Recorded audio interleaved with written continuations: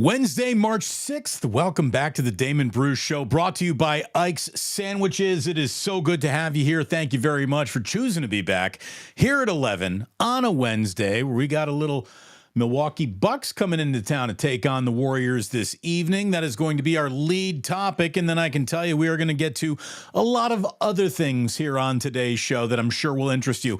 Again, somebody already said, Damon, I checked out that thumbnail. I'm a Rockets fan. I'm going to hit you with a like and I got to go. Just because it's the thumbnail doesn't mean it's the only thing we're going to talk about. You should know that by now. We've been doing this for about a year already together. And how about that? It is good to have you here. And it is always good to have Dame Lillard coming into town to take on the Golden State Warriors, because this is one of the least reported on best rivalries really in the NBA. I mean, if we started talking about great rivalries, and I'm not even talking about like Warriors versus Blazers or Bucks, I'm talking about Dame Lillard versus Warriors. It's one of the best shows in the NBA you're going to find anytime it comes up on the schedule.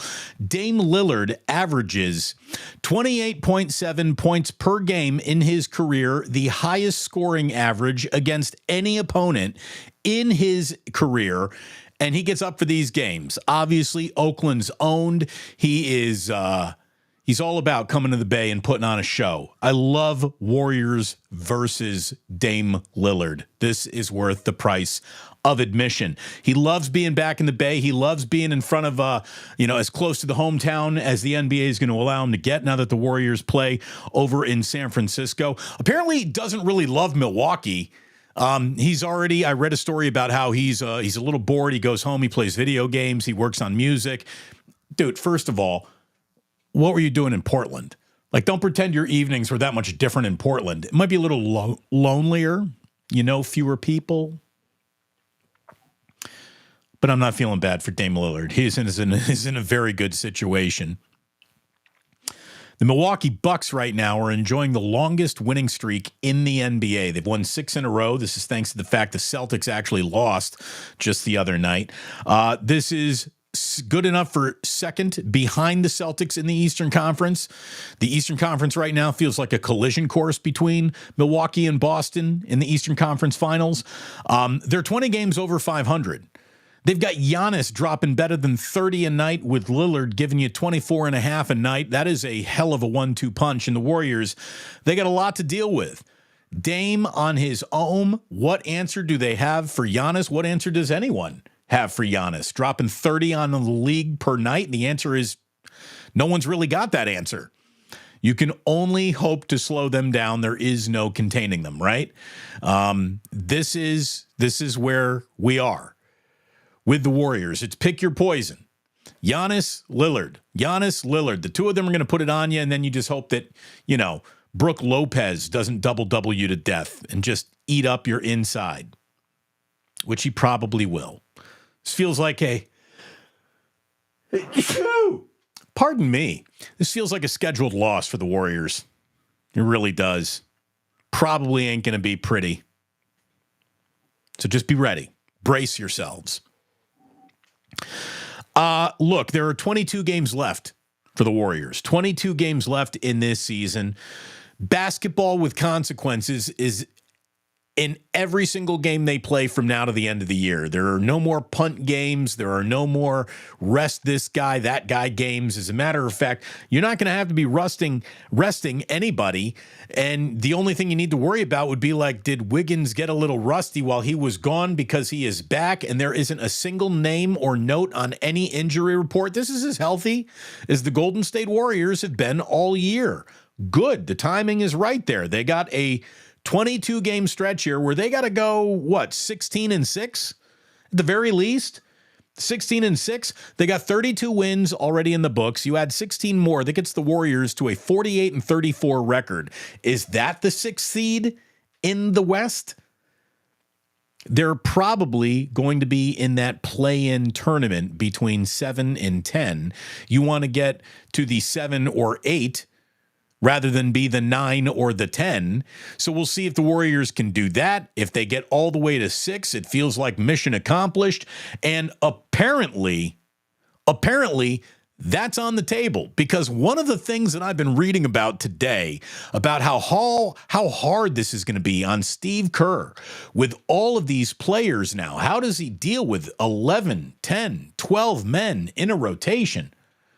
Okay, if that's what you seriously have as your problem, you better be getting ready to play the Nuggets in the Western Conference Finals, because you're the deepest basketball team in the NBA, if that is what you are, Steve Kerr. And I don't think you are. I think the Warriors are lying to us and themselves a little bit.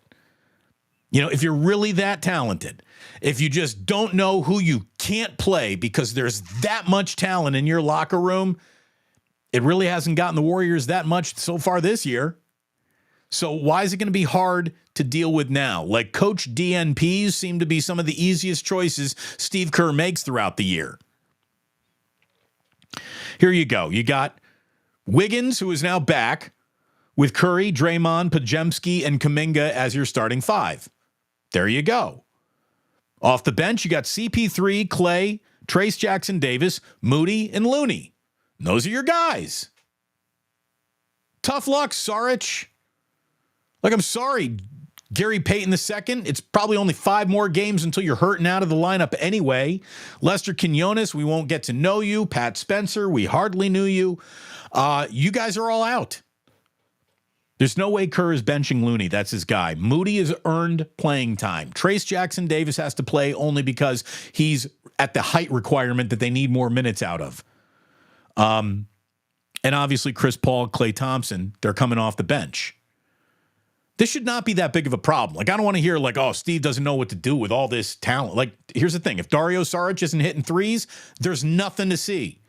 If Gary Payton isn't playing locked down everybody defense, there's Moses Moody's the better offensive player, and you get commiserate defense, I think, out of Moody. Sorry, Gary Payton II. You feel like you're the odd man out there. So I don't want to hear about all this, like, oh my God, there's all these problems and I don't know who to play or who to, I don't know. You know, it's tough to have a 10-man rotation, 11, 12-man rotation. It's next to impossible. Dude, you're not that good. Like, the Warriors are good. They're not that good. Calm down. And if they are that good, we'll see you in the NBA Finals, everybody, because apparently, unbeknownst to me, to this point in the season, the Warriors are the deepest NBA team ever assembled. Get out of here.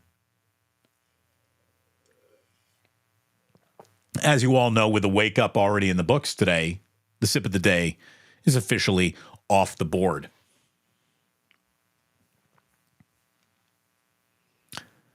Already got lots of stuff coming in. We'll get to Club Plus here. And I might even sprinkle it in through the show because I've got to actually get going. I'll tell you why at the end of the show today. But I'm going to be an early clubhouse leader for Father of the Year, taking Jack out of school for a special Daddy Sunday. I'll tell you about it in a second. But, hey, Golden State Warriors, you got a 3-game homestand. You seriously want to be worried about this 3-game homestand? You got to go at least 2-1 on it, right? And if you're really this good, this deep, this talented, beating Milwaukee should be no problem tonight. Thursday night, back-to-back. It's the Chicago Bulls. Saturday, it's going to be the San Antonio Spurs. And like I said, you're 2-1 at the end of this 3-game homestand. I'm happy with that. Then you got yourself a 3-game road trip, San Antonio, Dallas, and the LA Lakers. The good news is San Antonio isn't very good beyond the fascination that is Wembanyama. The Dallas Mavericks are in a little bit of a free fall right now, as is a lot of the other teams above the Warriors in the Western Conference standings. The Warriors are starting to play pretty well. Other teams are starting to slide back a little bit. So this could make a 6 seed possible for them. They got to be at least 16-6 in their final 22, though. It really looks that way, which means your margin of error is very little each and every game, each and every night. Good stuff. Good stuff. I like it. Hopefully you like it. I'm ready to go. I want you, when you're ready to go to a little lunch, make that big decision for you, for the office today, I want you to go to Ike's. Ike's is going to take care of you. Ike's is going to get you the sandwich that you want. It's going to get the very picky person next to you the sandwich that they want. It's going to get that other person who's not so picky. They just like delicious over there. They're definitely going to get what they want. But you got vegetarians you got to cater to. You got vegans you got to cater to. You got, special people who are pains in the rear ends when it comes to lunchtime, Ike can handle everyone. Look at Ike's Catering. Download the Ike's app. Look at the rewards points that you get when you order free sandwiches. When you order sandwiches, you're on your way to free sandwiches. Get yourself that Ike's app. Go to lunch at Ike's today. You will be happy. Trust me, these sandwiches are legit. And if you don't have an Ike's around you, call a congressman, call a senator. Maybe you need to, rework your Super Tuesday vote. Get Ike's in your town. You'll be happy that you did. It is great to have you here today. Again, big one for the Warriors and Bucks. Dame Lillard versus Warriors in his hometown. That is all good for business. Love it. The business of the 49ers will always be at the top of most of my audience's mind. It certainly is the first and foremost topic of every wake up with yours truly and Larry Krueger. Today's wake up already in the books. We're doing them now on Monday, Wednesday, and Friday. Today was our Wednesday wake up debut. We'd always done it as a Monday and a Friday. Now we're doing it 3 days a week. The Bay Area's best, most concise, tight sports show is what we're offering on Monday, Wednesdays, and Fridays. We're going to try to keep it under an hour, around 45 minutes, and give you everything you need from two guys who've been doing it around here for a while. No new guys, a couple old farts, but there's a lot of knowledge in these older guys. At least that's what I hear. The 49ers offseason, this is, as I was talking about with Larry earlier today, it's about as big of an offseason as the 49ers have ever faced because there is no staying the same. You're either getting better or you're getting worse. Getting better means this offseason means the 49ers won the Super Bowl. Because the additions that they made, because of the subtractions they avoided or did make to add other players, like however the Rubik's Cube ends up being jumbled, it's got to be all colors on all sides, same and looking good if you're going to get back to a Super Bowl. So you're either getting better, and getting better for the 49ers means you have won a Super Bowl. There's nowhere else to go. Staying the same means they're in the Super Bowl again. Getting worse means they're losing the Super Bowl. There is no staying the same.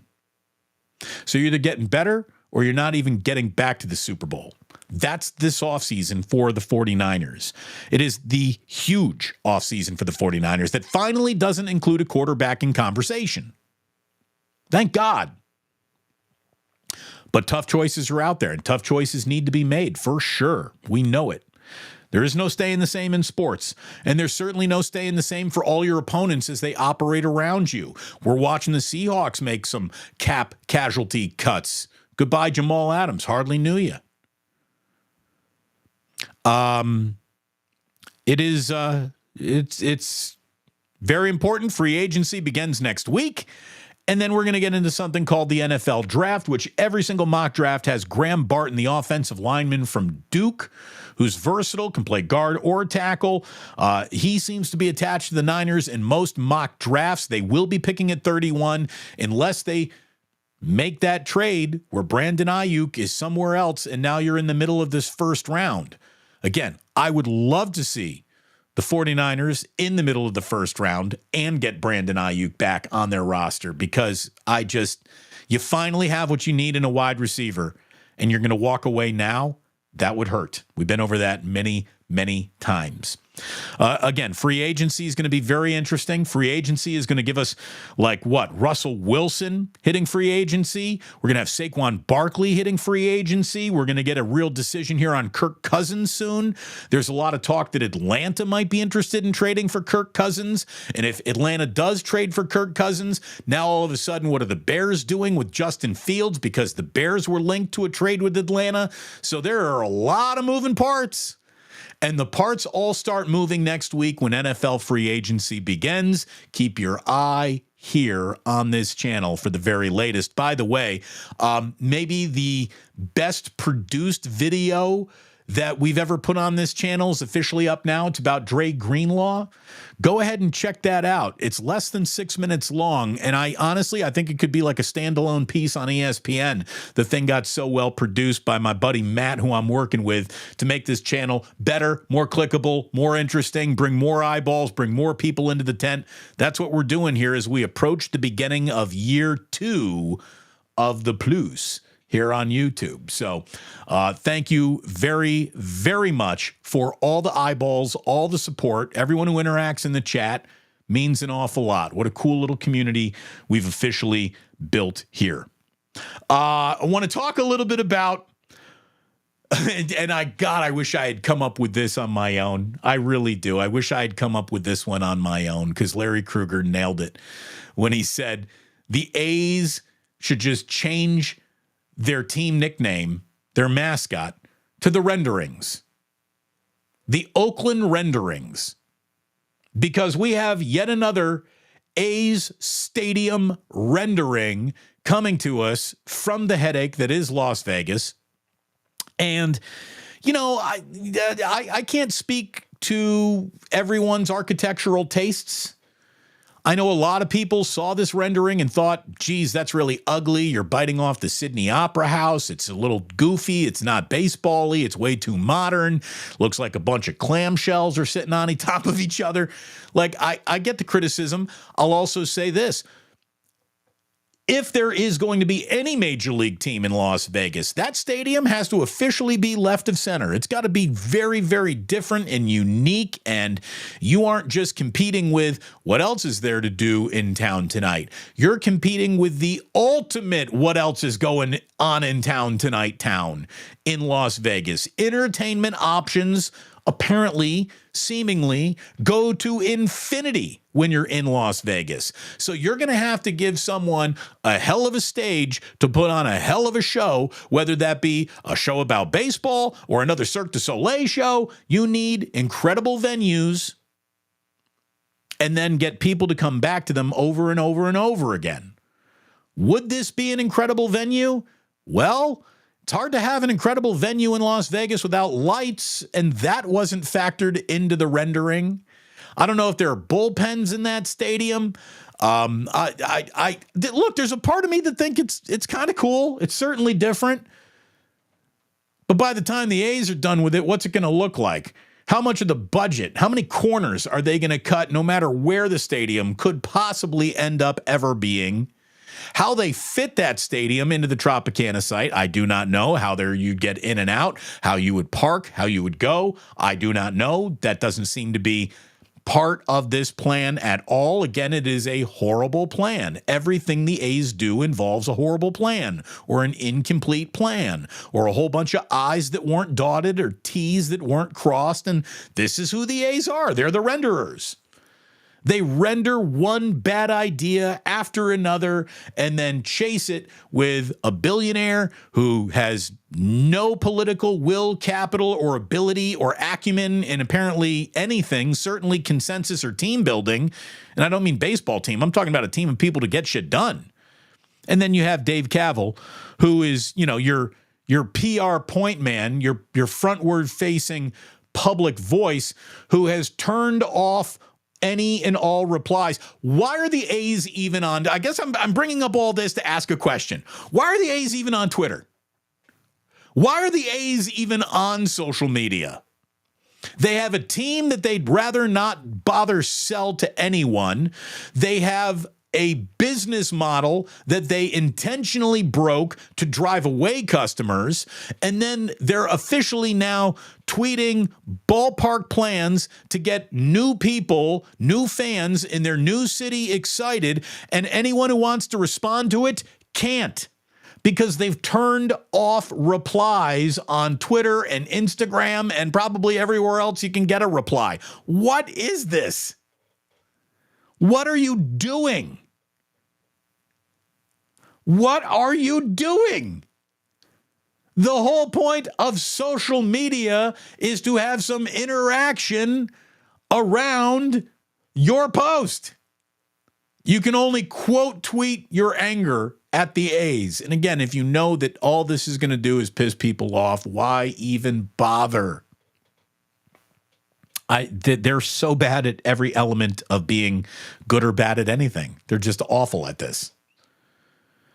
I got to give full credit to a buddy of mine, Alan Stiles, who is now on the radio daily up at Sacktown Sports. Shout out our pal, Alan Stiles, who asked the simplest and best sports question about the A's I've seen in a long time. And his question was simply this: what will it take for the A's to turn replies back on? What's that going to take? What will have to happen for the A's to feel confident enough to turn replies back on in their social media endeavors? What's it going to take? Is it going to take building this stadium in Las Vegas? Because all these plans are attached to a date that is 2028. So that's 4 years from any or all replies. Would they have to win the American League West? Not that they're even trying to, but what if they won the American League West? Would that mean that they would turn on replies? What if Dave Kaval just vanished? Just like Dave Kaval, just walked in the jungle, never came back. Would that turn replies on? What's going to happen for the A's to feel comfortable and self-confident enough to turn replies on? I thought it was a great question. And honestly, I don't even know the answer. I can't even think of what that answer could be. What would have to happen? Outside of team sold, John Fisher is no longer in charge of any decisions. New owner says, turn him back on. So those are the only two real avenues of turning replies back on I can even fathom. A change in ownership or the move to Vegas is official, stadium's open. I mean, it's unbelievable. Either way, Stiles, great question. Great question. I've got another little topic here before I tell you that I'm going to be the clubhouse leader for Father of the Year. I mentioned this yesterday. I've read a little bit more about it. Dartmouth basketball players have voted to unionize. Dan Murphy of ESPN had the story yesterday that the Dartmouth men's basketball team voted 13-2 to join its local service employees union, marking the first time any group of college athletes has ever taken a public action as employees of their school and potentially setting a precedent that could significantly alter the business of college sports. Now we're watching the business of college sports be significantly altered by name, image, and likeness. And I really do believe that any and all college athletes should be able to dip into the name, image, and likeness treasure chest as early and often as possible. Make as much money as you can. There are other scenarios where I do believe that you kind of could lean into the argument that this team is so important to this campus, to this university, that you are tantamount to employees. Dartmouth would not be one of those schools. Name a men's Dartmouth basketball player. Tell me the one time you actually saw Dartmouth basketball on your TV. Dartmouth? If Dartmouth never played another college basketball, a game, I'm not even sure Dartmouth alumni would care. So, I understand that you group of smart Ivy Leaguers think you're on to illuminating a light bulb by carrying out this action, by putting this, lawyers are going to be all around this. My first argument, if I were arguing against the Dartmouth basketball team, And I'm not choosing a side here, but my opening argument would be, are you fucking kidding? How many millions of games would Dartmouth basketball have to play before they generated $1 million in just ticket revenue? Dartmouth basketball, to say nobody could give a flying shit about Dartmouth basketball is an insult to flying shit. No one cares. Alabama football. Okay, you guys are like school employees. Ohio State football. All right. Duke basketball. Indiana basketball. You know, real athletic programs that generate billions of dollars over the years, an interest that is just statewide and rampant, and everybody knows your name and you are easily identifiable. Most people in the world can't even tell you what town Dartmouth is in. Where is it? The Dartmouth what's? What's your mascot? Like, in the pecking order of who matters in basketball, Dartmouth basketball, probably not the right team to make that. We're essential employees to this university. If I were the president of Dartmouth, I would cease and desist any and all teams just right now. Be like, oh, you're going to unionize? No more sports. We're an Ivy League school. We're not going to pretend that this was the centerpiece of what we were doing here on campus. Other schools have to sell their soul to the devil for that. We're not one of them. Sorry, everybody. Dartmouth basketball players trying to unionize is why we don't have sports anymore. Can't do that. And look, I'm on the side of student athletes. If Dartmouth basketball players can go out and get a local burger joint or a car dealership to give their star point guard a handful of money for whatever endorsement he's willing to give them, that's great. But Dartmouth basketball players as employees, like, that's just, who we kidding? Like, you're probably doing players a disservice to classify them as student athletes. You're also on the total opposite side of the spectrum or the aisle, making the same kind of bullshit argument like, yeah, we're essential to this campus's success. No, you're not. If there were never another Dartmouth basketball game, no one in America would care. So it's tough. It's tough on them Dartmouth boys to see where this all goes. I don't know where it's all going. I do know where I'm going today. And in about a half an hour from now, I am taking Jack out of nursery school and I'm bringing him to the Golden Gate Theater to see the Wildcrats live show. If you're a parent, maybe you know that name. It's a PBS show, and I don't know how they're going to do it live because it's basically like an animated series of these two guys who pretend that they interact with nature. And look, one thing that you do realize early in parenting is that what's happening on PBS actually has some nutritional value to it, and so many other cartoons are just totally empty calories. Like, this is a goofy kid show about animals, but it teaches you about, you know, the breeding of animals and the breed of the animal and the animal's lifestyle and what it eats. Like, there's an educational component to it that my wife and I were like, you know, should they watch that? Should they not watch that? We both agreed. These kids can watch as much Wildcrats as they want to. Jack loves the show. And I don't know what they're going to be doing at the Golden Gate Theater, but they're going to be doing it. And I'm bringing my kid to this Wildcat show, and he is so excited. My dad pulled me out of high school to go to Cubs games at Shea Stadium when we lived in upstate New York. It was really hard to get to Wrigley Field from upstate New York, but driving on down to Queens, going to Shea Stadium, that was doable. And I remember the very first time my dad came in and surprised me. You see my dad's door figure standing in the door frame? I'm thinking to myself, holy shit, I must be in a lot of trouble. What is dad doing here? No, he was there to do one of the coolest things, one of the greatest days I ever had in my life, We're talking like warm memories. We're playing hooky from school with my dad because we were doing something together.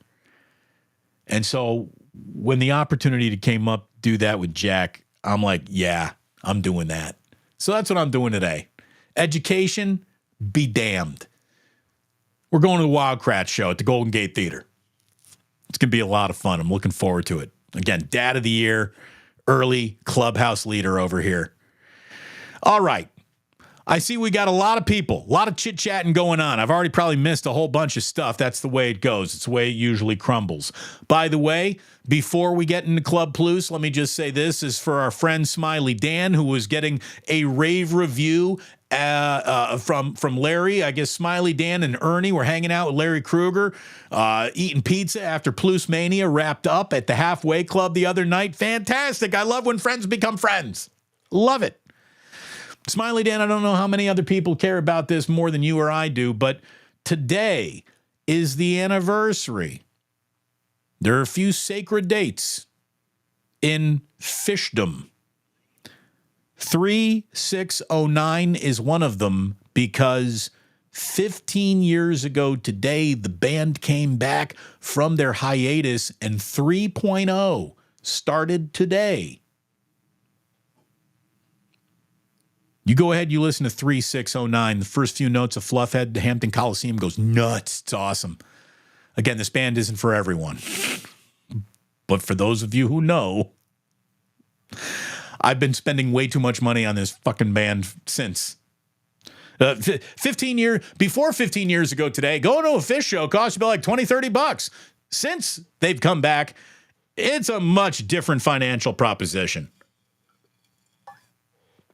Again, I asked Jillian, how much money did you spend for the Sphere tickets when we go see him at the Sphere in April? And she keeps on giving me the same answer. You don't want to know. Which is the scariest price point answer a husband can get. But since I'm totally on board with this foolish level spending, I have no follow-up questions. Thank you. Thank you so very, very much for listening to the podcast today. If that's all you do, this is where I say thank you so much and I leave you. If you are hanging out with us here on YouTube, we'll hop into Club Plus in just a second. In the meantime, though, thank you for tuning in. And please do remember that sports don't build character, they reveal it. And like that, he's gone.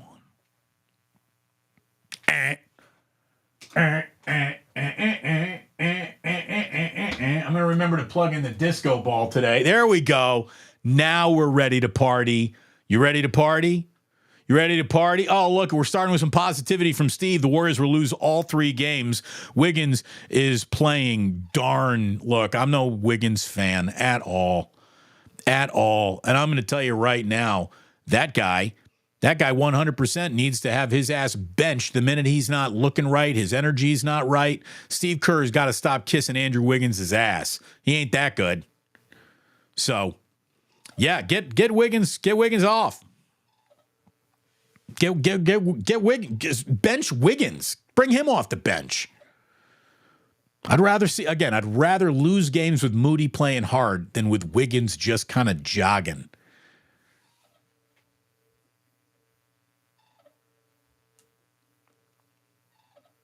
DVDV says, I'd argue that 7th would actually be preferable, probably Oklahoma City or Minnesota, then in the playoffs and 2 chances and 2 times with home court advantage and the play-ins. Yeah, I mean, sure, but you're adding an extra game. I know that they're shooting at 6. We'll see if they can hit it. We'll see if they can do it. My guy Big Mac, who told us yesterday he's moving to Green Bay, Wisconsin, says, I would gladly trade this pathetic toast I'm eating for an Ike sandwich. Yeah. Look at it this way. Forget about just a piece of toast. You'd usually rather trade a straight-up sandwich, any sandwich, for an Ike sandwich. Why do we even go with sandwich? It should officially be sandwich. 49er Ultimate Report, Ike needs to take over the world. He's working on it.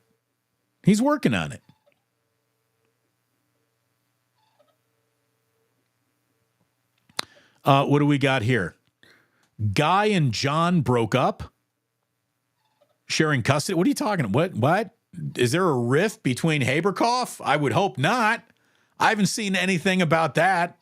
I don't know, old dirty hungus. Maybe you're just joking around, or you're bringing up an inside joke I'm not inside of. I don't know what's going on. But stop it. I love Haberkoff. Great show, great guys. They're really good friends. Now you got me all worried. Our man Sporticus says March Madness is far more interesting to me than the Warriors. We're still weeks away. Hashtag changing times. Well, look, the reason why I think March Madness is always really interesting is because every single game comes with some serious consequences. There are consequences attached to every game the Warriors got remaining in their year. So if you're going to lean in, now is the time.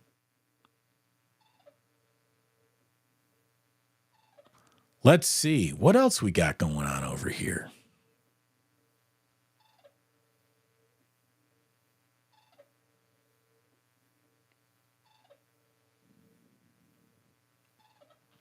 Talking about Brandon Ayuk, Michelle Haberman from the top rope. They better fucking keep Brandon happy. I really hope the era of he's just a guy wide receiver, but the front office thinks he's great is over. It's been forever since we had a true number one. Make it happen. Again, they spent their money on a true number one on a guy who's not a true number one, meaning they might not have the money to give to the guy who is the true number one. Again, I'm not blaming Debo. He didn't give himself that contract, but the Niners did. A.J. Sargent liked it too. The Renderings. The Oakland Renderings. Isn't that great?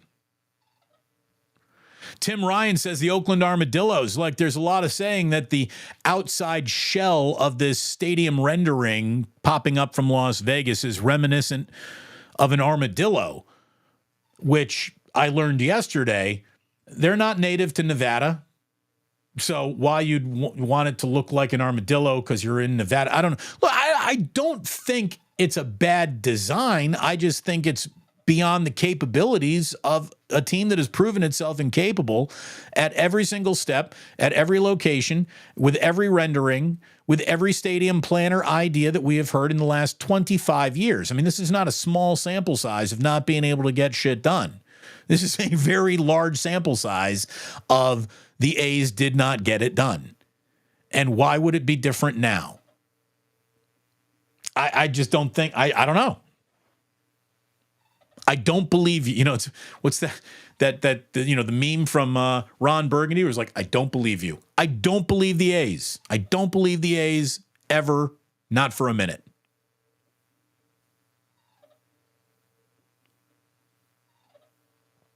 The spherical armadillo. The spherical armadillo, was that actually in the statement that was released? And here's to let you even know how bad the A's are. In the actual release, it said from the architect who designed it that this was embargoed until Wednesday, and the A's, of course, sent it out on a Tuesday. So not being detail-oriented is very much who they are. Rockin' New Air 84 asks a good question. You going to hire George Costanza to do the rendering since he's an architect? George Costanza was not an architect. That was Art Vandelay. Art Vandelay is the architect, not George Costanza.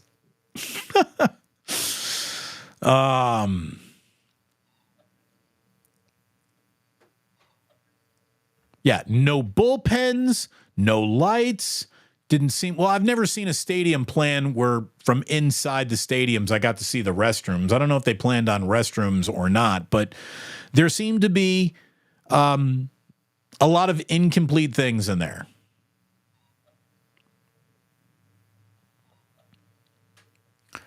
Oh, a 30-floor underground parking garage right underneath the stadium. Who's not going to want to be parked on floor number 28 where it takes now an hour and a half just to get back to street level of the Strip, which is a disaster down by the Tropicana site? I mean, it's not it's going to be a disaster.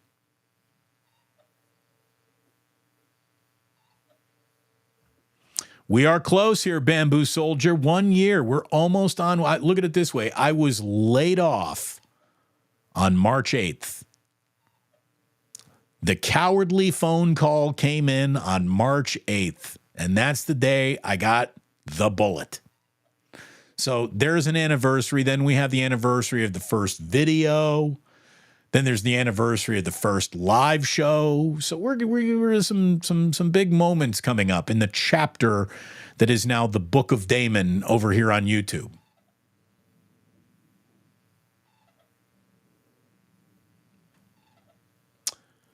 What else we got going on? Chef A says, sorry, everyone, was late. Had to work. We'll be listening. That's okay. So, look, attendance is not mandatory. It's preferred. But as long as you catch the show, you hit those. You can watch the show anytime you want, Chef A. You give it the office. R.I.P. Cougar Rebel. It would be amazing if the Raiders and A's just ended up sharing a stadium again. Wouldn't that be unbelievable? Oh, my God. So funny you got to cry.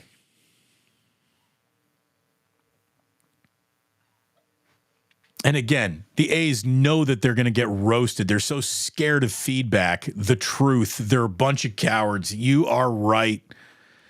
I'm telling you, my man Alan Stiles, this is such a simple question, but it's so true. What's it going to take for the A's to turn replies back on?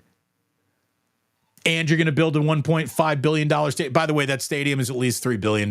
Just looking at it, shit looks like the future. So if you're telling me that their scoreboard is going to be the entire, pedal that comes up, or the clamshell there, the entire inside, you're going to be sitting inside the Sphere. Okay, that's expensive. The Sphere was $5 billion, but the A's are going to pull off a half a Sphere for $1 million? A billion? Get out of here. Smiley Dan says, I like Stiles. I follow him online. I like Stiles an awful lot too.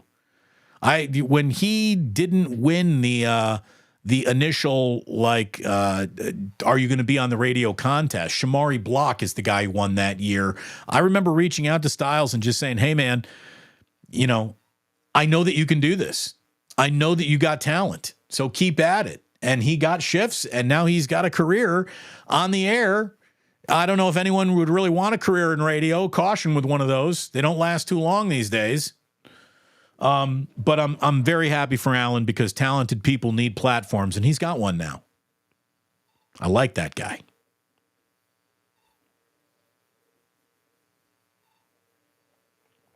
All right.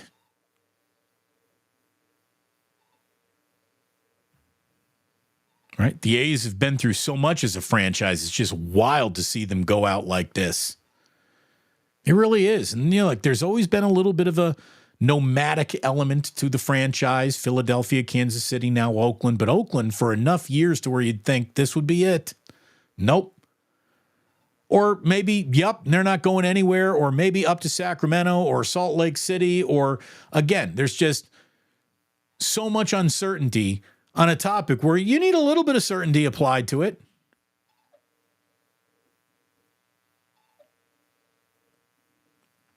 Again, I was just coming up with scenarios. Win. They're not winning the Little League American League West for the next 10 years. Well, there's that too. E. Scott Burns is so right. The A's are going to be a Harvard Business School study class one day when this all gets done. Like the Duke brothers in Trading Places. Sell. Oh, man. It's just unbelievable how, again, I could understand if we wouldn't be breaking up if there weren't some acrimony. I could understand how their exit from Oakland would be ugly. It's always an ugly exit, right? But normally, the town that you're going to is just waiting for you with open arms and just hugs and kisses and welcome, and none of that. None of that is happening in Las Vegas, but for a few local greased politicians, there ain't no one who wants this. So there's the awkward goodbye and an awkward hello, and the whole thing is just run by idiots.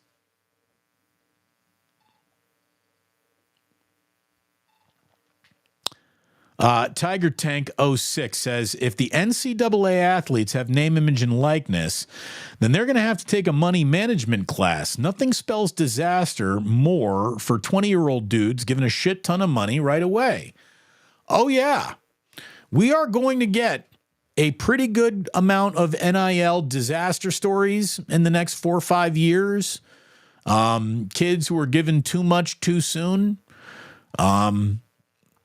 Guys who, overspent. There needs to be an awful lot of financial responsibility attached to that, for sure. But I'll tell you this, the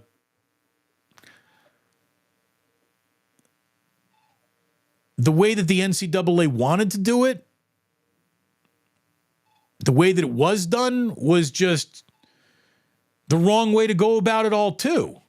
I mean, you can't say, well, we're going to screw these kids over if we compensate them. So the fair thing to do is just be what?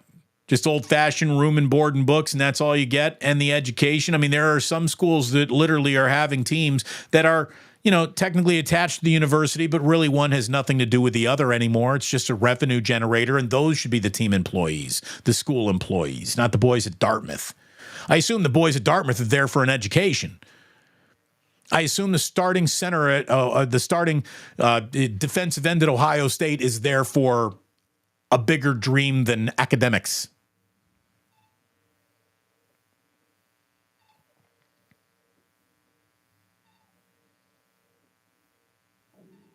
'82 Atlantic. If Dartmouth basketball players were employees, they should all be fired based off their performance this season.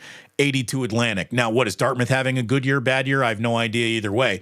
But I will say this, student athletes, careful what you ask for. Because, by the way, if you are really now school employees, firing your asses after an 0-15 start officially becomes part of the conversation.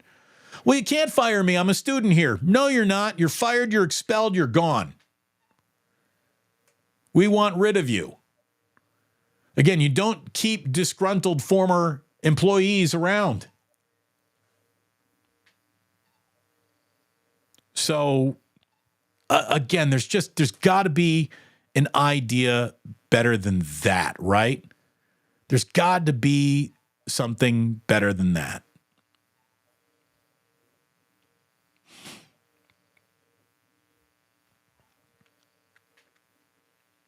PBS was my network as a kid. Didn't have cable until I was in high school. Mr. Rogers. Dude, Mr. Rogers was my jam too. That's the thing. Mr. Rogers, they don't even have, he's not with us anymore. I show Jack Mr. Rogers reruns. There's a lot of them on YouTube. Ozzy's a big Daniel Tiger guy, which of course is a Mr. Rogers spinoff. A lot of good lessons there. PBS. A lot of good jobs out there, PBS. And Jack's going to love today. He's going to love it. He gets so excited. Dad, we're going somewhere today? Oh, it's just the best. It really is. This is to get your kid, to watch your kid become excited about something is like the most rewarding thing I think there is. Seriously. So we're going to have an awful lot of fun today. Stacy, thank you. Michelle, thank you. A lot of his Smiley, Dan, Nathan, a lot of everyone's Father of the Year, Red Jet Shell, Father of the Century. I don't know about that. There needs to be Plus merch. We know. We're working on it. We're working on it, Red Jet, but it's going to happen. It's going to happen. How about this? By next holiday season, it won't be a problem. I can promise you that. Fish be an expensive habit, but worth it. It is. It is. It's very expensive. too. When I was going down to frickin' Mexico to see them, like I'm bringing in my mom, my sister. We're getting ocean-facing, stage-facing presidential suites. This is why I miss being on the radio, because I was making a good enough money to do that. Now, not so much. But it'll happen. What? Is it Haberkoff has ended? Rockin' New Era 84. What? Is that real? Like, why? Because I don't know. How about this? I don't have to ask you. I can call both of them and just ask. Chef A, whenever Chef A paints in the wire, we got to go there. Send Brother Mazzone to all the opposing basketball teams. Maybe they can avoid play-ins that way. I'm glad you're watching the wire. Glad you're watching the wire.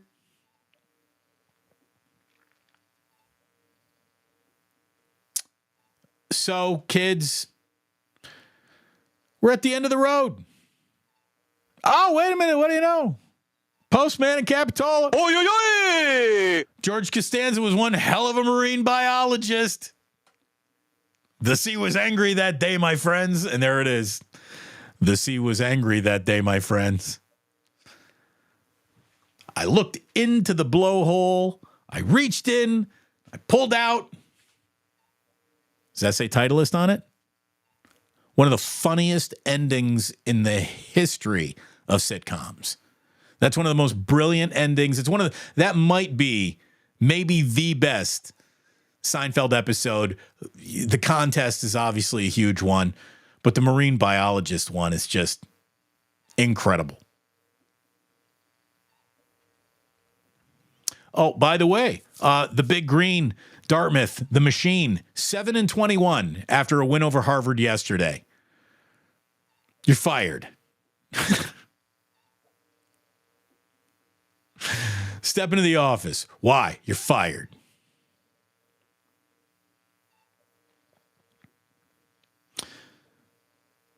So there it is.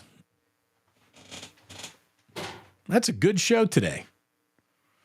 We might have scared a few people away with a basketball thumbnail, but again, I feel better about that when we got a football thumbnail attached to the earlier show, so I hope it worked.